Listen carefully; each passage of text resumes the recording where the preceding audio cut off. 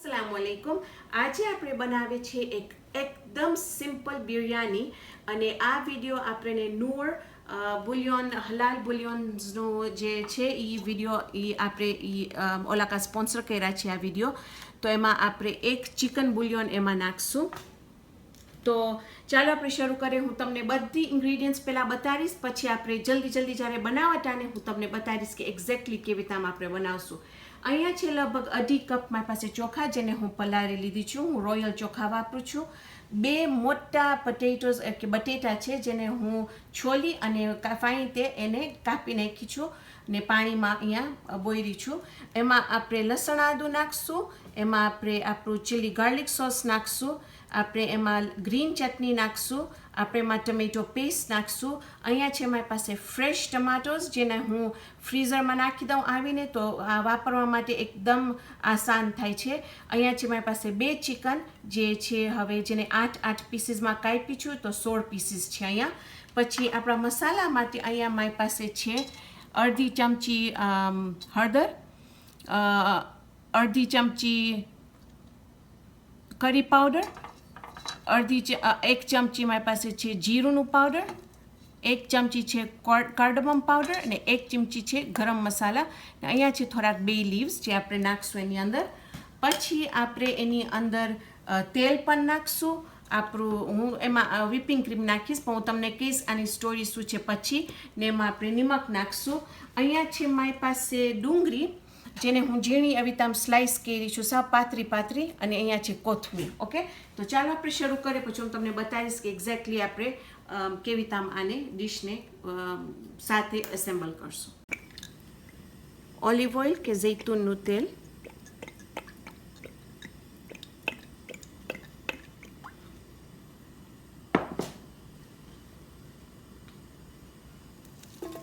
ડુંગળી और अनियंस,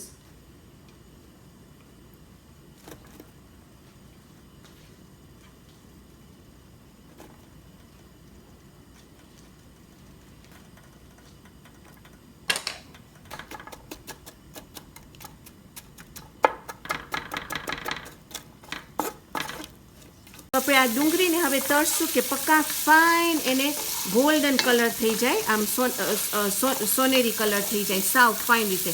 અને એક વખત એ થઈ જશે પછી આપણે બીજી વસ્તુ એની નાખશું એની અંદર. પણ જે આ વ્હીપિંગ ક્રીમની મને એક સ્ટોરી તો જે તમને કહું તો એ છે કે એક વખત હું શરૂ કરી આ બનાવવાનું ને મારી પાસે જરાય દહીં ખલાસ થઈ ગયું હતું, તો હું વિચાર કરી હવે હું શું કરું, તો પછી હું એની અંદર વ્હીપિંગ ક્રીમ નાખી અને એ નાખવાથી આ ડિશ એકદમ જુદું એનું ટેસ્ટ પણ બહુ જ ફાઇન ડિશ થયું હતું. તો એટલે આ વખત મને થયું કે હું તમને કાંઈક ડિફરન્ટ બતાવું અને આપણે એની અંદર વ્હીપિંગ ક્રીમ નાખીએ. પણ જો તમને ના વાપરવું હોય અને તમને દહીં વાપરવું હોય તો બિલકુલ તમારા ઉપર છે, તમે એને દહીં સાથે દહીં પણ નાખી શકો છો એની અંદર. તો હવે આપણે ચિકન મસાલો બધો એની અંદર નાખશું. તો ચાલો આપણે શરૂ કરીએ, એને હું તમને બતાવીશ કે આપણે શું એની વસ્તુ અંદર નાખી છે. આપણે 1 ટેબલસ્પૂન કે 1 ચમચો જિંજર ગાર્લિક કે લસણ આદું, 1 ચમચી સાંબાલ और chili garlic sauce,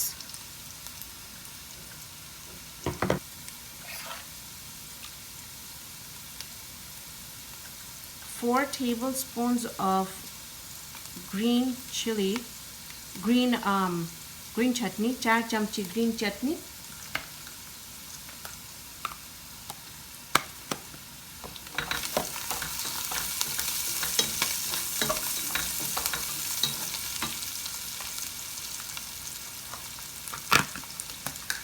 1 चमचो tomato paste, 1 tablespoon tomato paste,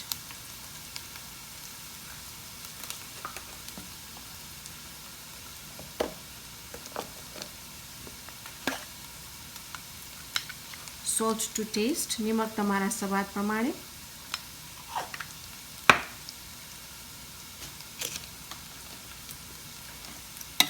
mix.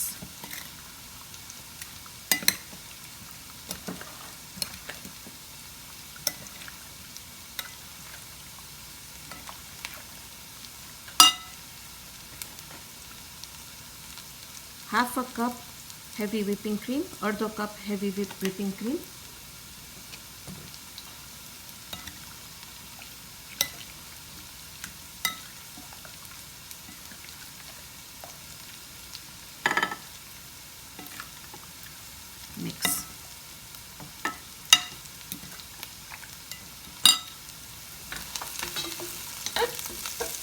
અહીંયા જોશો તમે કે આપણું ડુંગળી એવું ફાઇન રીતે થાય છે. હવે આપણે એને બાળી નથી નાખવું, તો હવે હું તમને બતાવીશ કે આમાં બીજું શું જશે. 1 ચમચી ginger and garlic, 1 teaspoon ginger and garlic, 1 teaspoon of sambar, 1 ચમચી ચીલી ગાર્લિક સોસ, ટમેટોસ કે ટમેટા,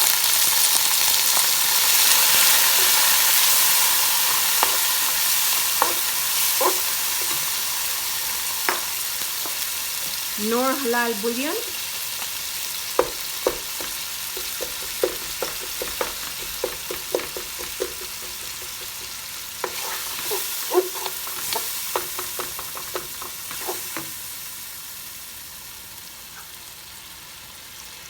masala, badai, all the masalas.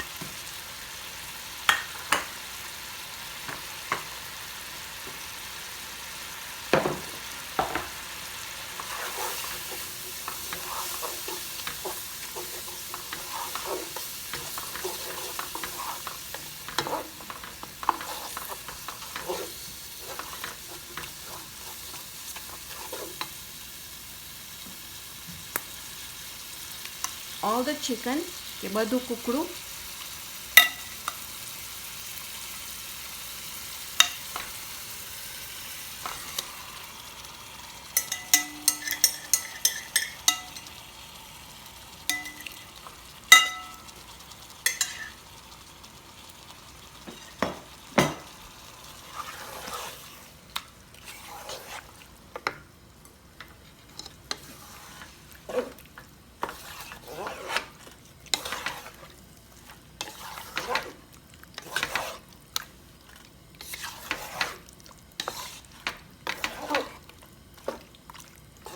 Potatoes or batata.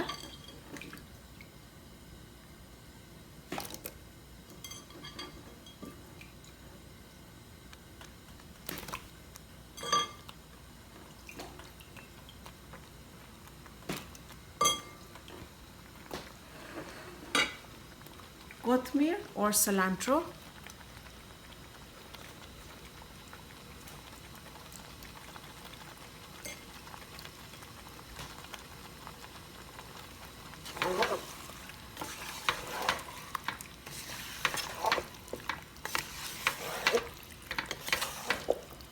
સો હવે તમે જોશો અહીંયા આપણું ચિકન, બટેટા, મસાલો બધું ફાઇન રીતે મિક્સ થઈ ગયું છે ને એટલી ફાઇન સુગંધ આવે છે.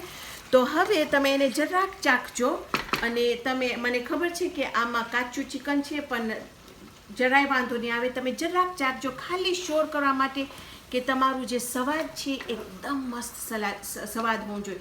એની અંદર નિમક બરાબર હોવું જોઈએ, એની અંદર મરચું બરાબર હોવું જોઈએ, એમાં તમને આમ ગરમ મસાલો બરાબર હોવો જોઈએ. તમને કાંઈ પણ એવું કંઈક ઓછું લાગે તો આ ટાઈમે તમે એની અંદર એ નાખી દેજો. તો હવે આપણે આને ઢાંકી અને આને પકાવશું. જરાક લગભગ મને એમ લાગશે કે મારા બટેટા અને ચિકન લગભગ અડધું સુધી પાકી ગયું છે. પછી હું તમને બતાવું છું નેક્સ્ટ સ્ટેપ કે આપણે ચોખા કેવી રીતે એને ઓસાવશું ને કેવી રીતે આના ઉપર ચોખા નાખશું ને પછી આપણે આ ડીશ ફિનિશ કરશું. તો અહીંયા આપણું ચોખાને હું પાણીને ફાઇન રીતે ઉકાળું છું. અહીંયા ને ફાઇન રીતે ઉકળી ગયું છે એટલે આપણે હવે એની અંદર આપણા ચોખા નાખી અને આપણે એને બોઇલ કરશું, એને ઉકાળશું. પક્કા લગભગ 70% આપણા ચોખા પાકી ગયા હોય ત્યાર સુધી. Olive oil. તો એની અંદર હવે આપણે એક બીજું ચિકન બુલિયન નાખી દઈશું અને એને ફાઇન રીતે આમ ઓગાળી નાખશું. તો શું આપણું જે ચોખા છે ને એને એકદમ ફાઇન સ્વાદ આવશે ચોખામાં.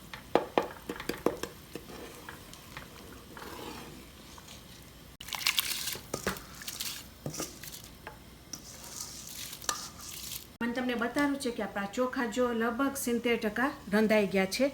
તો હવે આપણે એને ચોખા આપણા બિરયાની ઉપર નાખશું.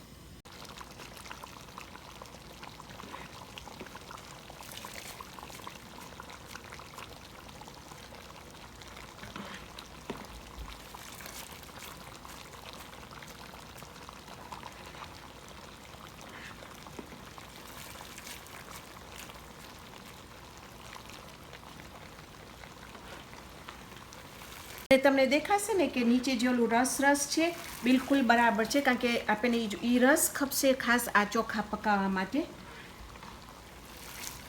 હવે આપણે એક ફ્રાય પેન એના ઉપર રાખશું કે કાંઈ પણ તમારી પાસે હોય, અને સાવ ટાંડો આપણું સાવ લો કરી નાખશું ને પછી આ એના ઉપર રાખી દઈશું, કારણ કે આપણે બહુ નથી આને ખપે છે કે ડિરેક્ટ હીટ ના જાય એમાં, ખાલી કે એમ કે આસ્તે આસ્તે આસ્તે આસ્તે કરીને આપણું કુકરું પાકી જાય, બટેટા પાકી જાય અને આપણા ચોખા એકદમ ફાઇન રીતે ફૂટી જાય. ઓકે, હવે આપણે એના ઉપર નાખશું saffron,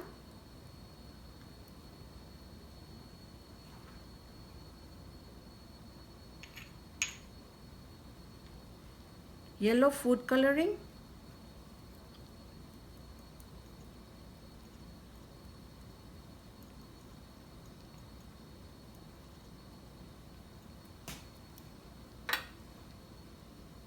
yellow food coloring,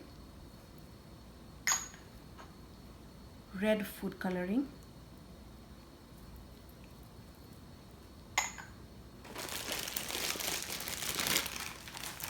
fried onions,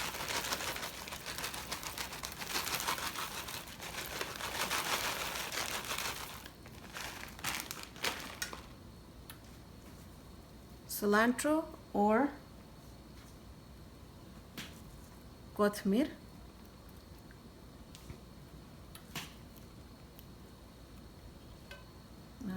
cover. તો આપણું અહીંયા બિરયાની તૈયાર છે. હું લગભગ એને કલાક સુધી રાખી, સાવ લો ઉપર, ભલે આસ્તે આસ્તે થયું. તો હવે આપણે જોઈએ કે કેવું લાગે છે.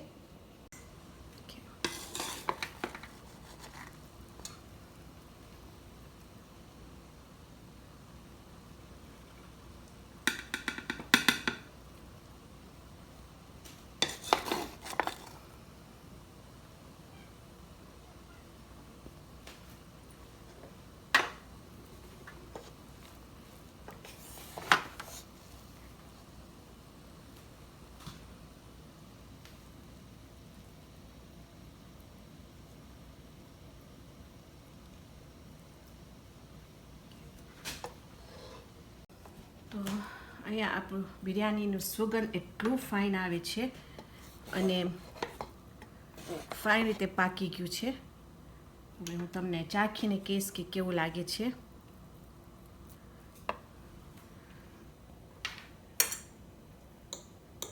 તમે જોશો તો આપણું કૂકરું આમ હાડકામાંથી પડી જાય છે, એટલી ફાઇન રીતે પાક્યું છે આપણું ચિકન.